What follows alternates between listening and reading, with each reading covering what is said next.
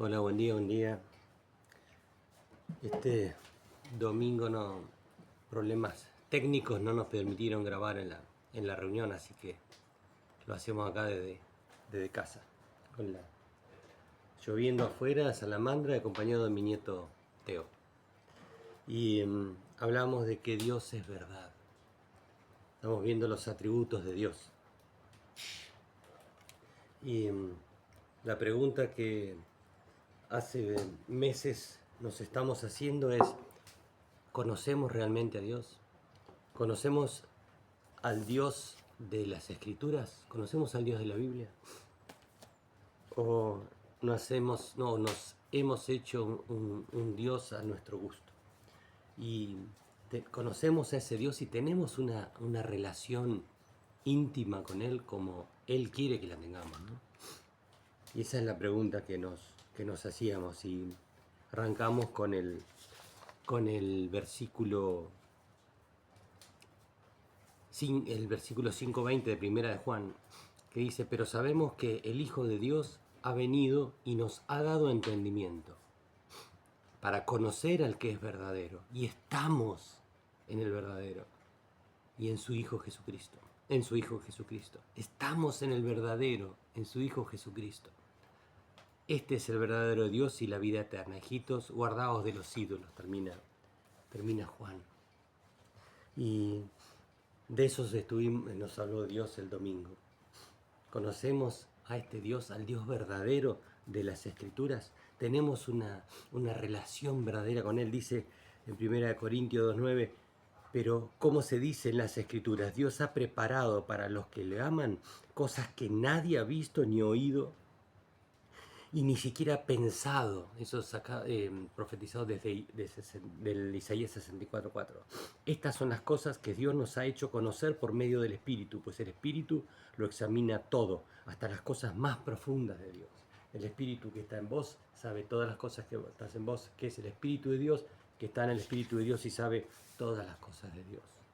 Dios se ha dado a conocer a sí mismo y Él quiere que lo conozcamos. Y se ha dado a conocer y se revela a nuestras vidas a través de su Espíritu Santo. Y el conocimiento de Dios es la base del cristianismo. ¿Cómo podemos decir que en las reuniones de los domingos vamos y adoramos a Dios?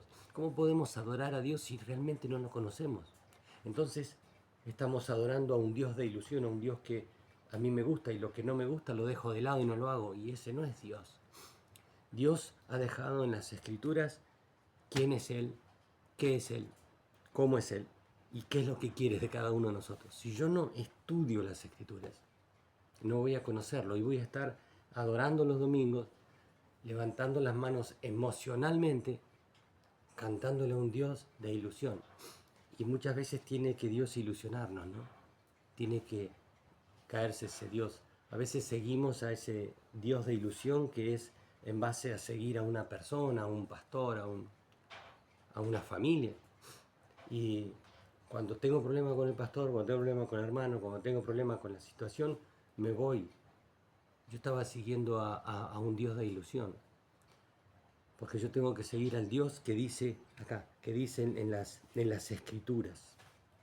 Y Dios está buscando esos adoradores que lo adoran en espíritu y en verdad. Cuando se encontró con la samaritana en Juan 4 en el pozo, y le dijo: si realmente conocieras quién está delante de ti, le pedirías agua de vida eterna, que brotaría para vida eterna. Pero le dice de que esos adoradores está buscando a Dios, que lo adoren en espíritu y en verdad. Debemos confiar en Él, debemos tener fe en ese Dios, en el Dios de las Escrituras, ese Dios que quiere que lo conozcamos.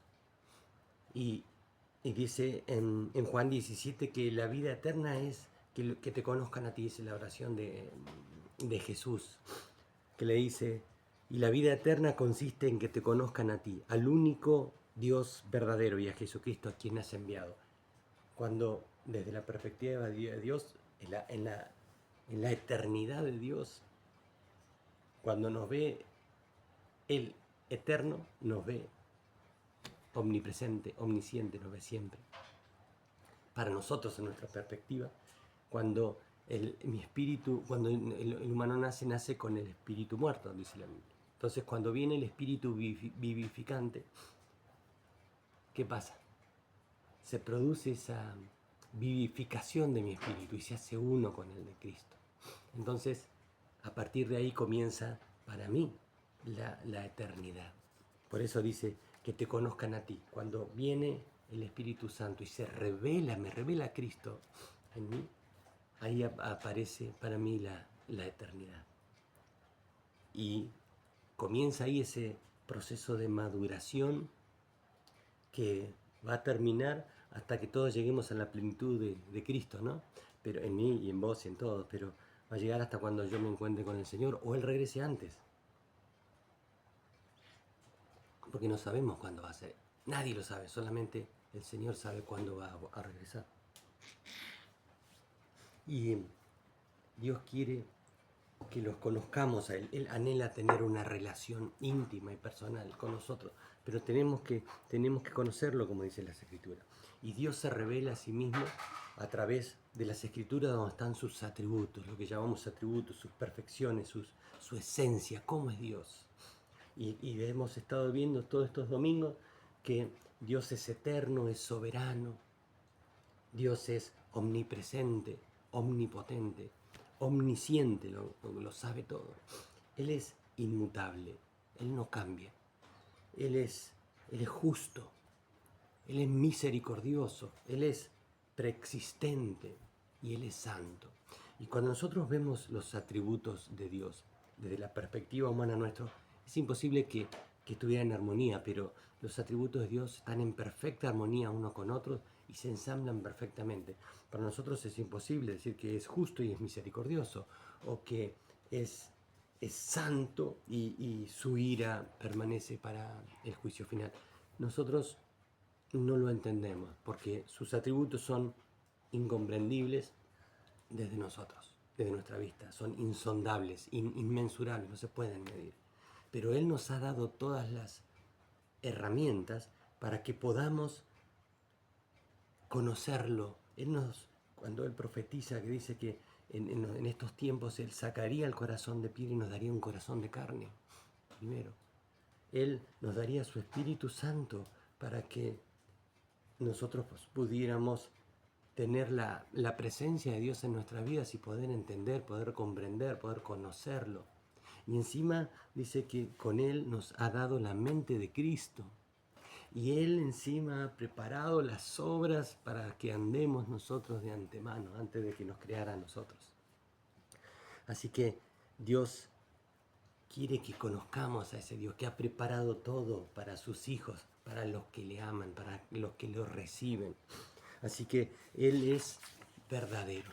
Él es un Dios verdadero, es otro de los atributos de las perfecciones de Dios. Dios es verdadero, dice que es...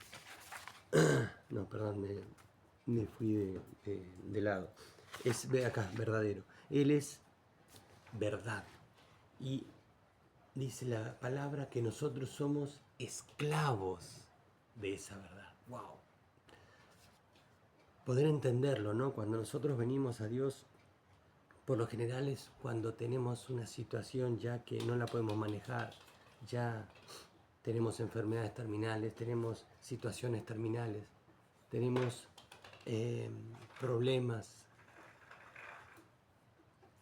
y alguien nos habla de Jesús, alguien nos dice, por lo general venimos por necesidades al Señor, ¿no? Y ahí lo conocemos. Y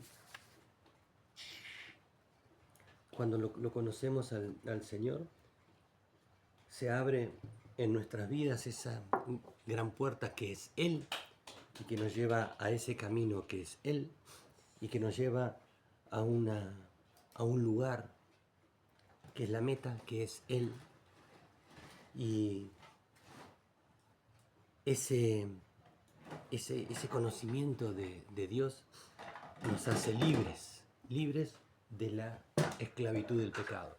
Pero ahora, dice las Escrituras, que somos esclavos de Él, de la libertad, de la verdad, ¿verdad? Somos esclavos de Él, porque no somos dueños de esa verdad. No somos intérpretes de esa verdad. Lo único que puedo hacer es obedecerla, porque yo soy esclavo de esa verdad. Dice 1 Corintios 7:22, y esto es nuevo pacto, ¿eh? Porque el que en el Señor fue llamado siendo esclavo, liberto es del Señor, ¿no? Yo era esclavo del pecado, así que Dios me ha hecho libre del pecado. Soy libre en el Señor. Asimismo, el que fue llamado siendo libre, esclavo es de Cristo. Por precio fuiste comprados, no os hagáis esclavos de los hombres. Wow. Ahora soy esclavo de esa verdad. ¿De quién? De Cristo. Cristo es la verdad. Cuando Juan dice de que el verbo era en el principio era el verbo y el verbo era con Dios y el verbo era Dios. Y esa luz admirable, brillante, esa luz verdadera venía al mundo y el mundo que Él creó no le conoció. Y dice que encima dice, Él vino a los suyos y los suyos no le recibieron. Pero ¿qué pasó? A los que le recibieron, a los que creyeron en su nombre, les dio potestad de ser hechos hijos de Dios. Así que, y ese es el mismo Dios que hoy está acá frente a vos y te dice, si crees y me recibiste, te doy la potestad de ser hijo de Dios. Dice que Él vivió siendo luz, gracia y verdad en medio de todos los hombres. Él es veraz, Él es verdad, Él es la luz verdadera que alumbra a todos los hombres. Y Él es veraz en todos sus caminos, en toda su obra y en toda la palabra. Él es verdad en todos sus caminos, Él es recto, Él es justo, no hay ningún tipo de iniquidad ni mala intención. Dios es verdad. Dice Deuteronomio, cuando Moisés hace antes de morir ese canto que expresa todo lo que Dios ha hecho y es, y dice en el 32:4, Él es la roca cuya obra es perfecta, porque todos sus caminos son rectitud, porque Dios es verdad y sin ninguna iniquidad en Él. Él es justo y Él es recto en todos sus caminos. Él es eterno. Él es justo y Él es recto, lo vamos a ver recto, pero que Él es justo y verdadero. Así que Él no tiene ningún tipo de variación ni sombra de cambio, nada. Él es verdad. Como Él conoce la eternidad, Él no puede decir algo que no va a ser. Así que no es. Él dice la verdad. Y como Él conoce, como se dice, los futuribles, todos los futuros posibles, en la perseidad de Dios que lo estuvimos viendo, que Él existe por sí mismo y en sí mismo. Él es verdad en todo lo que hace, dice. Y Él es verdad en todos sus caminos, como decíamos. Y en todas sus obras, en todo lo que hace. Lo que dice Dios se cumple. Yo tuve muchas dudas cuando falleció Mabel por las promesas que había hecho a través de pastores que vinieron de Brasil, de Chile, de Buenos Aires, distintos pastores de distintas congregaciones que nos profetizaron lo mismo. Y cuando falleció Mabel el 27 de enero, mi esposa, perecieron esas dudas, ¿no? Y el Señor se encargó de darme luz en esto.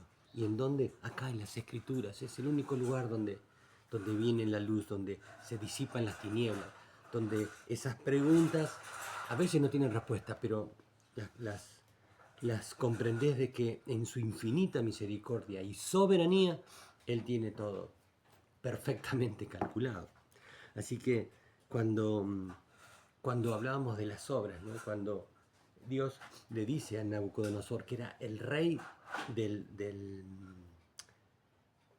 ejército, del reino más poderoso de la tierra en ese momento, que por su soberbia iba a caer, ¿no? Que había cosas que él no tenía que hacer.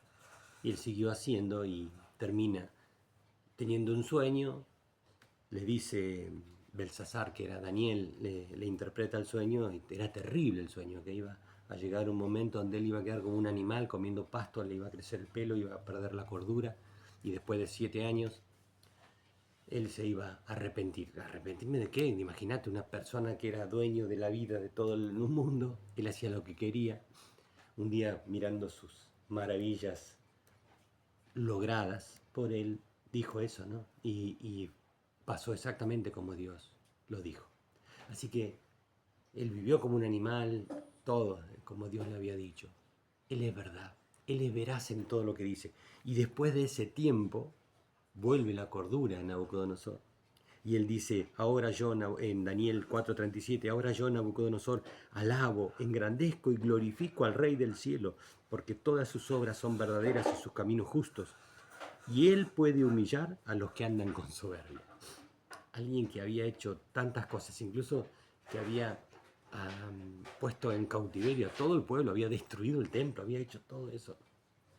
Hay una parte que dice, las escrituras, Dios dice, Nabucodonosor, siervo mío. ¡Wow! Eso te parte la cabeza. ¿Cómo Dios puede usar esas cosas, no? Sí, Dios está en control de todas las cosas y todo lo que dice y todo lo que hace es verdad. Y también es verdadero en su palabra, en la escritura, 1400 años para escribirla. En personas de 3 continentes diferentes, en 3 idiomas diferentes. 40 personas la escribieron. Y después dicen de que no, que la Biblia es un libro de fantasía. Atraviesa toda la historia, todas las culturas. Cada vez que uno la lee, es la simbología de Dios. Usted no sabe lo que es la simbología de Dios. Cuando vos ves desde la cosa más gigante que pueda existir jamás, a la cosa más pequeña tiene la firma de Dios. El ADN tuyo tiene la firma de Dios todavía. Hay una de las prédicas que lo comenté. Pero Dios es veraz en su palabra. ¿Cómo estás tú, oh Jehová? Y todos tus mandamientos son verdad, dice el Salmo 119, 151. Toda la Biblia es verdad, toda, el Antiguo y el Nuevo Pacto, toda es verdad. Hay veces que decimos, no, esto no me gusta, esto es verdad, no. Todo está cumplido.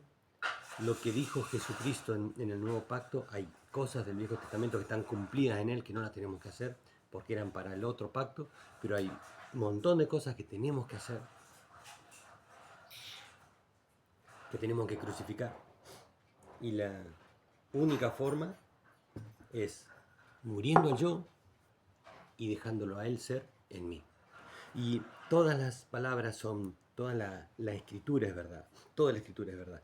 Toda la Biblia la inspiró el Espíritu Santo a los corazones de los que la escribieron y ellos escribieron de parte de Dios. Entonces toda la escritura es útil para redarguir, para corregir, para enseñar, para, como dice en 1 de Timoteo 3:16, para enseñar, para redarguir, para corregir y para instruir en justicia. ¿Para qué? En el 17 dice, a fin de que el hombre de Dios sea perfecto, enteramente preparado para toda buena obra.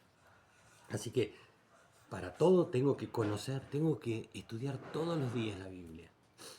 Todos los días, amados. Todos los días tengo que estudiar las Escrituras para poder ser un hombre perfecto y enteramente preparado para toda buena obra. Segunda de Timoteo 3, 16 y 17. Él es el verdadero sustento también de mi vida. Dice la escritura que Él es el pan. Moisés le dio el pan, pero mi Padre les dará el verdadero pan. Decía Jesús en Juan 6:32, decía Jesús. Él es el pan. Yo necesito el sustento diario, si no me muero. Yo puedo ayunar un par de días, pero si yo no como, me muero. Si yo no como las escrituras. Jesús le dijo a sus discípulos, tienen que tomar mi sangre y comer mi carne. ¡Wow! Canibalismo. Era otro tiempo, otro momento cuando Él les dijo, pero nos dice hoy lo mismo, porque hoy nosotros con el diario del lunes podemos entender lo que decía Jesús ahí, de que Él es el pan de vida, Él es el verdadero sustento. Buen día, buen día. Buen día. Él es el verdadero sustento para nosotros. Dios es el verdadero. Y Él es fiel porque Él, toda la palabra que profetiza, toda la palabra que dice, toda la palabra que sale de su boca se cumple. Dice 2 de Corintios 6:4 que lo que sale de su boca lo cumple con su mano. Estando persuadido de esto, que el que comenzó en vosotros la buena obra la perfeccionará hasta el fin de Jesucristo. No, eso es Filipenses 1:6. Toda la palabra que haya dicho en ti, Él la va a cumplir, sí o sí. Tal vez no la veamos como le pasó a Abraham, las profecías que fueron sobre Abraham, que iban a ser millares, Él no la vio, Él vio Isaac. Pero la palabra se cumple, así que las promesas que te haya dado Dios, que venían de parte de Dios, se van a cumplir. ¿Y por qué? Porque lo que Él dice lo cumple. Dice segunda de Crónicas 6:4, y Él dijo, bendito sea el Dios de Israel, que con su mano ha cumplido lo que prometió con su boca a David, mi padre. Le decía Salomón. Pero lo único que tengo que hacer es morir yo, como decíamos antes, cuando Jesús se encuentra en la noche en secreto con Nicodemo y le dice, tenés que nacer de nuevo, Nicodemo.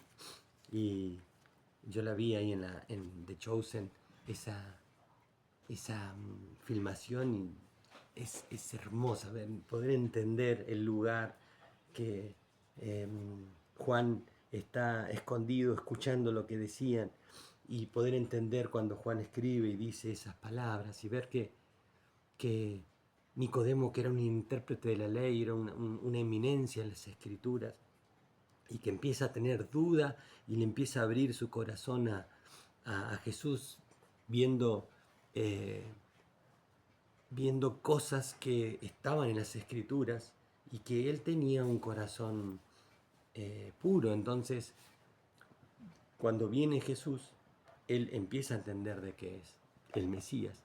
Y él le dice, tenés que morir. Y él no lo puede entender con su mentalidad humana, no puede entender lo que le decía Jesús. Era a través solamente del Espíritu Santo que lo iba a revelárselo después.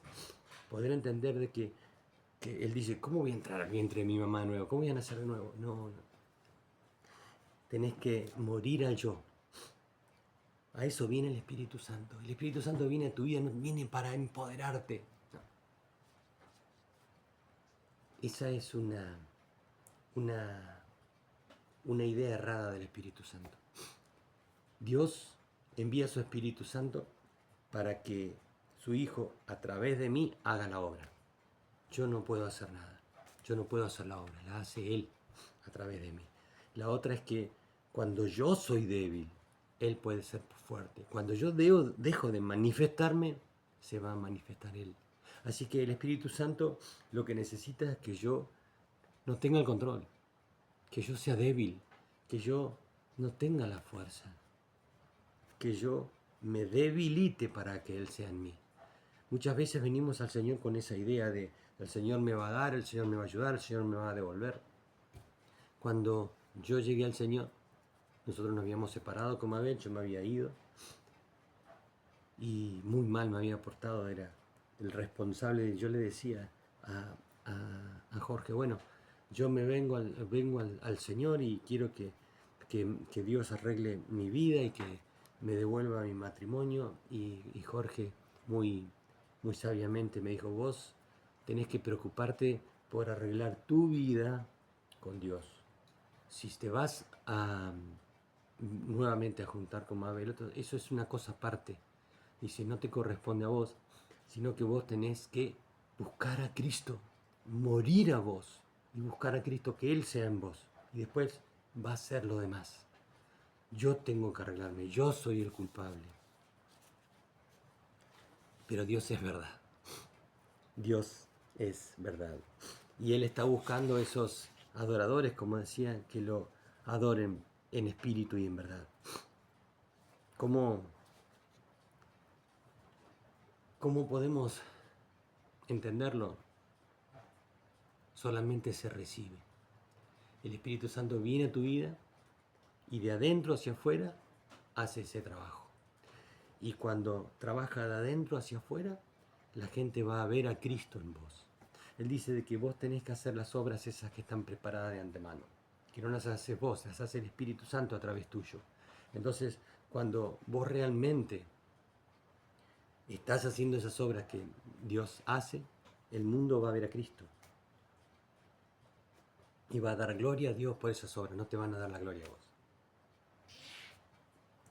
Y si te dan la gloria a vos, eso es muy peligroso, muy peligroso, porque eso se pueden empezar a gestar, a nacer como ídolos. Y, y Dios dijo de que no tengo que tener nada delante de Él. Nada. Ningún ídolo tiene que estar delante de Él. Por eso tiene que ser todo para la gloria de Él. Nada. Y yo me tengo que despojar. Y sé que es difícil, porque cuando yo hago y no me agradan, no me agradecen, cuando yo les hablo, les ministro, los voy a ver, les llevo, y no vienen los domingos a la iglesia, pero cuando hay que hacer cosas que a ellos les gustan, vienen y la hacen. Y cuando hay que hacer cosas como las reuniones de oración, pasan en todas las iglesias, acá en la nuestra no, yo hablo. Este, Cuando hay las reuniones de oración no viene nadie. Entonces, y son los momentos de mayor guerra. ¿Saben por qué? Porque la carne sigue estando ahí. Porque esas dos naturalezas que están dentro nuestro, que pujan, la que yo alimento es la que prevalece.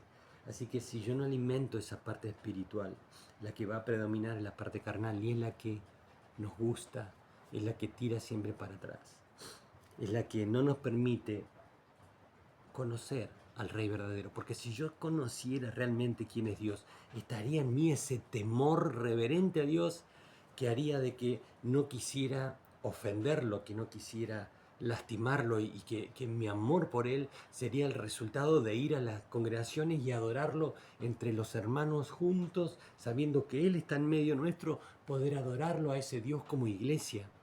Ese es el resultado del Espíritu Santo en mi vida.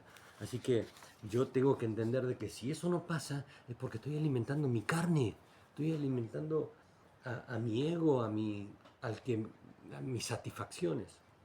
Y, y todas estas distracciones que tenemos hoy, esta forma que se ha encargado este mundo, esta sociedad, el diablo en tener el teléfono sobre todo, que es ese elemento que puede llegar el conocimiento de Dios o la palabra de Dios a muchos lugares, también nos puede distraer de la palabra de Dios. Y estas distracciones enceguecen, y eso es lo que hace el diablo, enceguecer, entumecer, frenar la obra de Dios. Él está 24 horas del día buscando a quién devorar, a quién quitarle, a través del placer, del dinero, del placer, del dinero, del poder y de la fama. Lo anoté para acordarme. Esas 4 cosas usa el enemigo para quitar la obra de Dios en tus vidas y alejarte de Él y que te pierdas. ¿Por qué? Porque Él sabe que se va al infierno y está con el manotazo del abogado tratando de arrastrar a todos los que puede y a levantar un velo en tu vida que no te permita ver a Dios. Ese velo a veces hace de que, me imagino yo, de que te toma así de la cara y te hace mirar hacia otro lado. Eso le pasó a Pedro cuando iba caminando por las aguas. Él estaba caminando, Boyle y Mariot, allá. Él estaba caminando sobre las aguas y cuando quitó su mirada de Cristo y empezó a ver las circunstancias, y lo mismo pasa a nosotros, y el diablo hace eso, nos trae cosas que nos agradan, que nos gustan, que son deseables, que nos tientan. Entonces, eso nos aleja de Dios. Y esa es la pregunta que tenés que hacerte hoy. ¿Qué es lo que te quita tu mirada de Cristo? ¿Qué te quita la paz? ¿Qué te hace? Mabel tenía una frase que decía, se me voló la paloma o ya te olvidaste que sos evangélico. Cuando la tentación te venció, cuando las emociones te superaron, cuando el cansancio, cuando todas las cosas que pasan, que tanto tiempo con esto. Y ahí me olvido que soy evangélico, decía ella, ¿no? Pero tenés que saber de que Dios te eligió, Dios te llamó, te escogió, te empoderó con su Espíritu Santo, te sacó tu corazón de piedra, te dio un corazón de carne, te dio la mente de Cristo, Él preparó las obras y te dio el Espíritu Santo para que te revele lo que vos escudriñás en las Escrituras. Él dice que somos un pueblo escogido, real sacerdocio, nación santa, pueblo adquirido por Dios para anunciar las virtudes de aquel que te llamó de las tinieblas a su luz admirable. ¿Qué son las virtudes? Las esencias de Dios, los atributos. ¿Cómo lo vas a anunciar si no los conoces? ¿Cómo te los va a revelar el Espíritu Santo si no los lees en las Escrituras? Así que es tan importante leerlo. Dice que para que anunciemos la virtud de aquel que nos llamó de las tinieblas a su luz admirable. 1 Pedro 2.9. A eso nos llamó Dios, para eso nos cogió Dios, para eso nos empoderó y nos hizo, para que seamos marterios, dice la palabra, para que seamos testigos. Yo tengo que ser testigo de algo que escuché, que vi, que olí, que no sé, algo que recibí. Entonces, yo no puedo ser testigo de la Biblia si yo no la leo. Por eso es tan importante conocer a este Dios, las virtudes para poder predicarlas, para poder enseñarlas y para poder vivirlas. De esa es la forma, cuando Pablo, no me salía el nombre, cuando Pablo y Timoteo y Silas estuvieron en Tesalónica, ellos estaban buscando dónde estaba, en qué parte de Tesalonicense está, pero cuando ellos van a Tesalónica, en la primera carta de los tesalonicenses, ellos van y predican, y dice que la gente se convertía porque veía a Cristo en ellos. Le pasó a todos los discípulos. Cuando Cristo estaba caminando con ellos, todos veían a Jesús. Cuando Jesús entrega su vida, se va al cielo, envía su Espíritu Santo, en Pentecostés entra en los corazones de los hermanos, de los que estaban ahí, el Espíritu Santo, y fue una manifestación visible, y ahí Pedro predica y se convierte en 3.000. Antes no se le convertía a nadie a Pedro. ¿Por qué no se convierten cuando yo les hablo? Tal vez porque le estoy hablando yo y no es el Espíritu Santo, sino que hay mucho de mí. Y se convierten en Tesalónica, pasó eso, ellos vivían. Pablo, Silas y Timoteo vivían lo que ellos decían. Y entonces, a pesar de las persecuciones, de las enfermedades, de los problemas económicos, por el problema con los hermanos, todas las situaciones, ellos recibieron a Cristo porque lo veían ellos y veían que lo que decían era verdad. Y ese Cristo transformó esa vida y entró en ellos y transformó su vida, y la iglesia creció a pesar de toda la persecución atroz que hubo en esos momentos, y que los metían en la cárcel a los apóstoles, y ellos escribían desde la cárcel. Regocíjense. Pablo escribía desde la cárcel, a metros de encontrarse con el Señor, de ser decapitado, y él escribe esas cartas a Efesios, la primera carta a los Filipenses, cuando él escribe, en la primera prisión de Pablo, cuando escribe la carta a los Filipenses. Y es una carta de amor, como Efesios. ¿Cómo puede escribirla desde esa situación, desde esa cárcel fría, húmeda, solitaria, con hambre? Puede decir todas las cosas. ¿Dónde está Dios si estoy viviendo esto? Dios está. No importa las circunstancias. Yo estoy entendiendo muchas cosas ahora a medida que más me meto en esto, en los atributos de Dios. Él tiene todo en sus manos. A Él nada se le escapó. Y Él es un Dios verdadero. Él es un Dios eterno, justo. Hoy nosotros, desde nuestra pequeñez, desde nuestra limitada vida, no podemos entenderlo. Tal vez no lo entendamos con Él o en la eternidad. Como en la eternidad vamos a seguir aprendiendo, conociéndolo y revelándose las cosas de Dios, que es infinito. Vamos a estar toda la eternidad aprendiendo. Así que empecemos ahora a aprender. Empecemos ahora a verlo, a Cristo, en las Escrituras. Cuando yo leo la Biblia, lo que me refleja es Cristo. Es Cristo. En 2 Corintios 4 dice: por eso no nos desanimamos, porque Dios en su misericordia nos ha encargado este trabajo. Hemos rechazado proceder a escondidas como si tuviéramos vergüenza, y no actuamos con astucia ni falseamos el mensaje de Dios. Al contrario, decimos solamente la verdad. Y a veces esta verdad ofende. A veces esa verdad lastima. A veces esa verdad que es Cristo, lo que Él dijo en las Escrituras, no coincide con lo que la sociedad hoy está haciendo, viviendo y permitiendo y enseñando, sobre todo a los niños, sobre todo a los más vulnerables, a los que en ciertas etapas de la Biblia son más vulnerables, y le han quitado a la familia esa autoridad de poder decidir ellos por sus hijos, que eso es lo que marcó Dios. Pero bueno, la sociedad está hoy así. Y guarda, yo no creo que la cambiemos a la sociedad. Esta sociedad va a ir cada vez empeorando hasta la autodestrucción, hasta el momento que el Señor lo diga. Pero lo que nosotros podemos hacer es darle las armas y las herramientas a nuestros hijos con nuestro ejemplo, con nuestra palabra, con que ellos vean el cambio que nosotros lo vimos este viernes, las chicas dieron en la horita feliz el autocontrol. Si yo estoy haciendo todas las cosas y como, y como, y como, y como, después le digo a mi hijo, no comas, que tanto que te va a hacer mal. ¿Cuál es el ejemplo que le estoy dando? Cuando yo digo malas palabras, soy agresivo con otros y no me controlo en la cantidad de cosas que hago y después le digo a mis hijos, esto no. ¿Cuál es mi ejemplo? Lo que yo tengo que decir con la boca lo tengo que cumplir con mi mano, como dice la Escritura, ¿no? Yo tengo que ser el ejemplo, tengo que darle las herramientas a él para cuando venga la tentación él pueda decir que no.